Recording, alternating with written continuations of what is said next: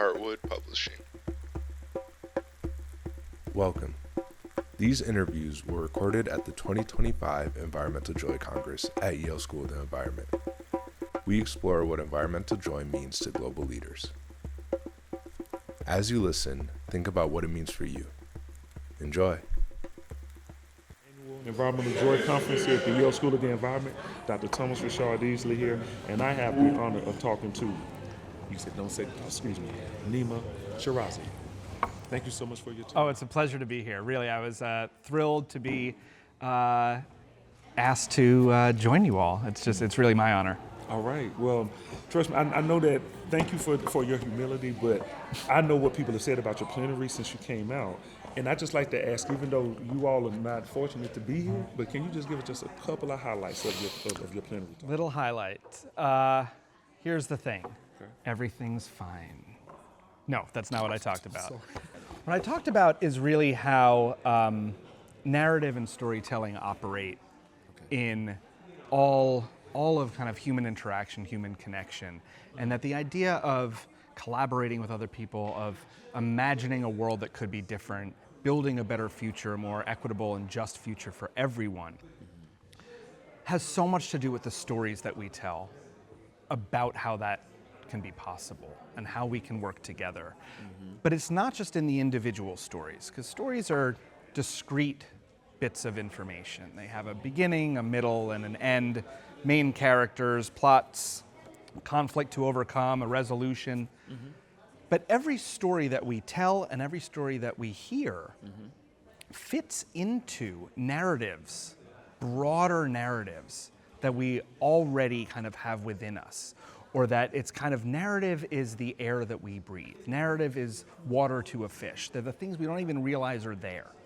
Okay. And so every story is going to kind of either fit into a narrative that we already understand and believe, or it's going to butt up against it.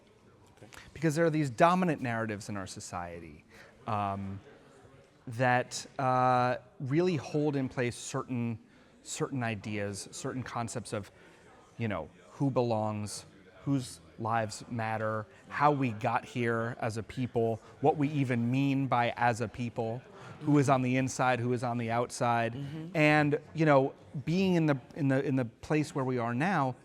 Narratives can also define where we're going in the future. They can foreclose certain futures from even being considered possible because, if the narrative is not on your side, it's going to seem like a real uphill battle to imagine a future that could be different than what is right now, or at least the trajectory that we're on. If you say, the United States needs to be the world's police, that's going to have a certain kind of narrative future to it. Yes, I see what If you say that maybe racial capitalism is not the way forward, that may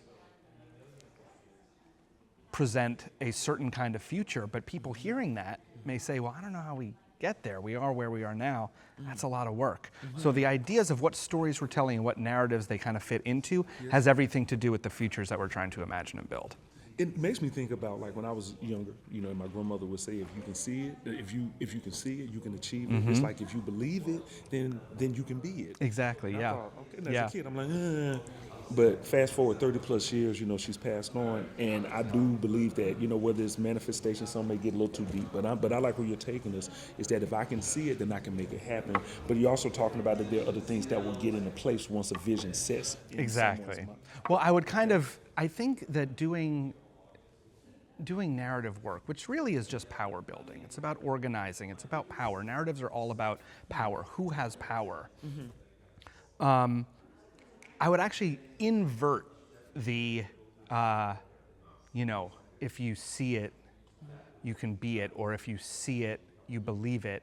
Seeing is believing. I would actually say that at a narrative level, believing is seeing. Right? If you believe it, you then see it. If you believe that there are certain kinds of people who are taking away your preferred lifestyle, if you believe that, you then see it everywhere. You then see that in the stories that are told about fascist raids, about isolating certain communities, because you already believe it, and then you see it everywhere. So at the narrative level, it's almost the inversion of seeing is believing. Okay. It's that believing winds up being seeing.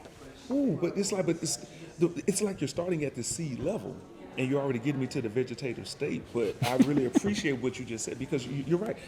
It's like when you buy a car. Has this ever happened to you? You buy a car, and then now you're driving in the car, and now you see it. And I think that's what's powerful about our perception. Yeah. And I receive what you're saying though, because you're right. If I believe in anger to drive me, that's what I'm going to look for. Yeah. If I believe in problems, I'm going to see it. That's right. So, And that's why I think that spaces like this are so important, because this is about what we're trying to believe together, what we're trying to believe is possible together, and then build it to make it real so that everyone can see it. I have to ask you, how did you my background is in forestry, and I always feel like I've been moving in an uphill battle, trying to get people to either respect my discipline, understand what we're doing, and of course in some ways stop fighting. Sure. And, but I know that there's some things that we need to change. But I fell into it. I had never heard of it. How? I mean, you taking us deep with this. How did you get into exploring narratives? I come to this space from a lot of different disciplines. I studied classics in school, and so I think the idea of myth making and world building and philosophy and architecture and art and democracy and empire, all of those kind of come together because they're all about how we communicate human experience. And so that, coupled with doing a lot of political commentary and writing, and I do a lot of media analysis through a podcast called Citations Needed.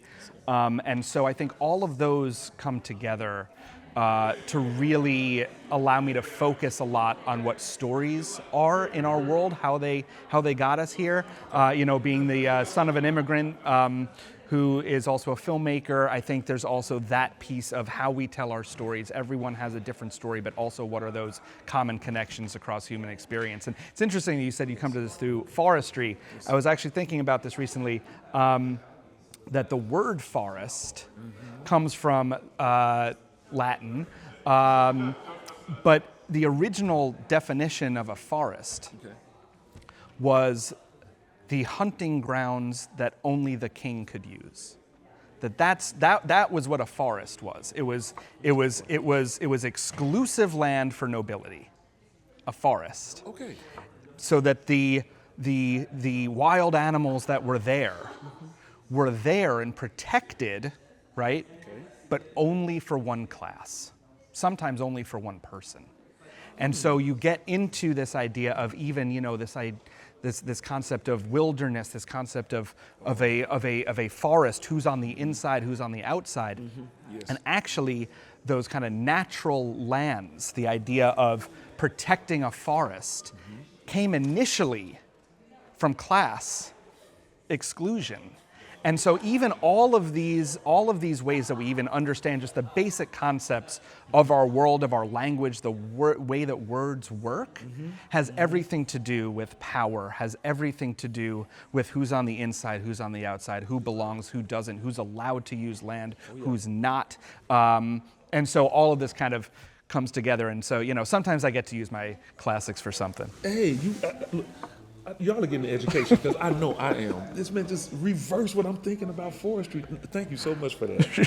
I didn't know. Okay, hey, I own my ignorance. I appreciate that. With that, don't protect the king's land. Don't protect the king's land. And also, you let us know, about a platform, Citations Needed. Okay, so I definitely want to make sure that we highlight that, because the next question I want to ask you, and we're almost done. Sure. Is, in these tumultuous or challenging times, is there a resource, and that's why I wanted to at least say the first one that you just mentioned, but is there a resource, whether it be a website, social media account, a podcast, something that you could direct people to for encouragement, motivation, and of course, good information? Sure. There are so many. In addition to doing media analysis and a hefty amount of criticism, I also do narrative and communication strategy through Spitfire Strategies, which is a public interest communications organization that works with schools and foundations and nonprofits on really justice-centered movement building, power shifting work. And so Spitfire has a lot of trainings, a lot of free tools to use about planning campaigns, planning communications, planning certain strategies, learning how to turn a dry academic report into something that can be super motivating. I'm sure you know nothing about that. Not at all. But so I think that's a really good place to start. But I think also the work that I do is obviously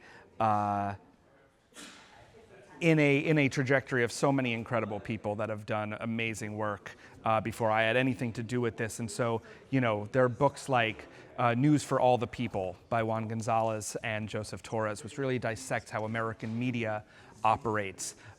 There's the book Propaganda, which recently came out by Alec Karakatsanis, again about how power really works in our media, in our politics, in our pop culture.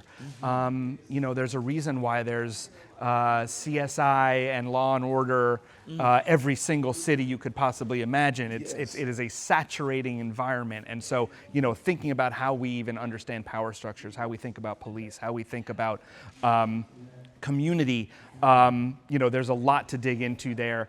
I think I could go on and on, but I think those are a couple citations that I can give us. Maybe one more. There's a great book for organizers called Hegemony How To, by Jonathan Smucker, and it is really wonderful in terms of how it can get really wonky and academic. You can talk about Gramsci and talk about common sense and talk about narrative and talk about, again, power, but it also talks about how to really build power in community, how to turn these ideas into action. So that's another resource that I would point people to. Wow. Well, just real quick before I ask the last question, can you let us know, is there a way that people can find you? Are you online or? You can certainly go. You can look up citations needed whenever you get your podcast content. Yes. You can also, find me at nimashirazi.com if you care to do that. And of course, you can go to spitfirestrategies.com where I do a lot of work with a lot of incredible people. Okay, spitstrategies.com. NimaShirazi.com, and then of course we just talked about citations needed. Last question that we ask all of our experts, Great. And all of our great speakers, which you're one of, you're in both categories. Can you tell us what environmental joy is to you? I've been thinking a lot about this since I was invited here, and just being in the space with you all. And I love that you're talking about joy in addition to justice, right? Mm-hmm. Because I think that the work of justice is often seen as the hardest work possible because we're up against so much. We're up against entrenched structures that have been in place for not only years or decades, but centuries, millennia, Yes. right? That's hard work. That seems exhausting. But I think what you've brought here is this concept that there is joy in the struggle. There is joy in being together. Mm-hmm. There is joy in connection. And when thinking about connection, that environmental justice and environmental joy is also about racial justice. It's also about housing justice. It's also about labor justice. Mm-hmm. It's also about climate justice, of course. It's also about education. It's about employment. It's about how we understand, that everyone should be able to walk to a public park. It's about how libraries remain the last vestiges of real common space for our society. And I think all of this is baked into what we would sort of describe as environmental justice. But bringing joy to it, I think, brings in so many other avenues to understand this work and keeps us less siloed in our work. That by doing environmental justice work, by studying forestry, Yes. you're not just doing that. you're doing so many other things that connect to other communities, that connect to other issues, because we are all in this together, really. Yes. And so to understand that bringing that joy allows us to, I think, open ourselves up to so many other people, and understand that we are not just doing this work ourselves or in small communities, but we're doing this work openly with everyone, and that at the end of all of this, when you are joyful, that's a way to practice justice as well. I just got my life. I know you got yours. I am so excited. And I'm not just saying this, you just switched the narrative in my mind, because I think that everything that you said to me, right? Like, but I want to go back to how you started it when I asked the question. You were like, it can be daunting, it can be hard. But I also think that if we could switch our attention to more focusing on everything you said, remove the silos and build, it won't seem as daunting and hard, because more of my energy is in the joy of building with people. And I just want to encourage you all to do that, because that's what's happening at this conference. It's going on, it's happening to me. I'm speaking right now, it's happening to me, and it's real, everything that you just said, sir. Thank you so much for your brilliance, thank you for your presence, and also for your commitment to this work. Well, I really appreciate it. Thank you so much, Doctor. Yes, sir. Everybody, please, thank you for tuning in, and we're going back to the conference, but I know you just got something from this, because I'm blown away right now. Peace. If you are interested in learning more, check out the other interviews, reach out to our team through the contact information in the details, and/or sign up for the Yale Center for Environmental Justice newsletter. Special thanks goes to Dr. Thomas Rashad Easley and Ariel King for conducting the interviews, along with Abby Thomas and the rest of the crew who coordinated the episodes. The producer and editor for the show is Bennett Olupo, as a part of Heartwood Publishing and IO LLC. More content is available at io-services.com